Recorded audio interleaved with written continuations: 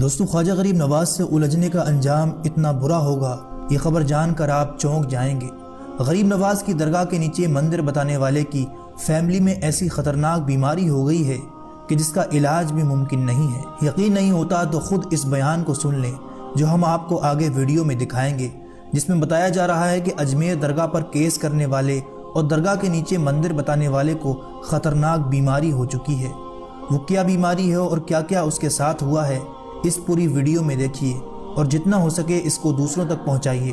اس لیے یاد رکھنا، جب سرکار غریب نواز کا اتنا کرم ہندوستان میں اور اتنا پاور ہے، آج بھی ایک نیوز چل رہی ہے نا، جس ظالم نے اعتراض کیا ہے اس کے بیٹے کو کینسر کی بیماری ہو گئی ہے۔ ارے کچھ دنوں کے بعد آپ نے دیکھنا وہ کتے کی موت مرتا ہوا نظر آئے گا، اس لیے کہ کسی عام آستانے پر نہیں، اس نے ہندوستان کے اولیاء کے سلطان کے آستانے کی طرف انگلی اٹھائی ہے، اس کی نسل تباہ ہو جائے گی، اس کا خاندان برباد ہو جائے گا۔ اسے اندازہ نہیں ہے ہمیں ہندوستان پر مسلمانوں کو بسایا کتنی ہے، کسی کے باپ نے نہیں، سرکار غریب نواز نے بسایا ہے، وہ تو شان کے خواجہ ہے۔ یاد رکھنا،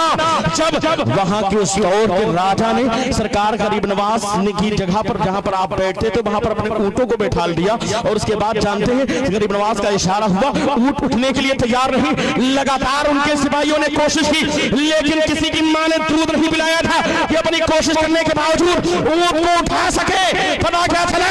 ہم اس خواجہ کے بسائے ہوئے مسلمان ہیں جس کے بٹھائے ہوئے اونٹ کو اس وقت کے راجہ کے سپاہی ہٹا نہ سکے، تو ان کے بسائے ہوئے ہندوستان میں مسلمان کو کون سا راجہ ہٹا سکتا ہے، یا کون سا پردھان منتری ہٹا سکتا ہے، یا کون سا مکھ منتری ہٹا سکتا ہے؟ کسی کی ماں نے دودھ نہیں پلایا، یہ مسلمان کل بھی ہندوستان میں رہتا تھا، قیامت تک مسلمان ہندوستان میں رہے گا۔ کیوں؟ اس لیے کہ ہم تو مرنے کے بعد بھی اسی زمین پر دفن ہو جاتے ہیں، اس شان کے ساتھ کہتے ہیں اب زمین کا بدن نہ چھوڑیں گے، یعنی ہرگز کفن نہ چھوڑیں گے، اپنا ایمان ہے یہی بے شک، مر کے بھی ہم وطن نہ چھوڑیں گے، ہم ہندوستان کو چھوڑنے والے نہیں ہیں، ہم باقاعدہ۔ اس لیے یاد رکھنا، جب سرکار غریب نواز کا اتنا کرم ہندوستان میں اور اتنا پاور ہے، آج بھی ایک نیوز چل رہی ہے نا، جس ظالم نے اعتراض کیا ہے اس کے بیٹے کو کینسر کی بیماری ہو گئی ہے۔ ارے کچھ دنوں کے بعد آپ نے دیکھنا وہ کتے کی موت مرتا ہوا نظر آئے گا، اس لیے کہ کسی عام آستانے پر نہیں، اس نے ہندوستان کے اولیاء کے سلطان کے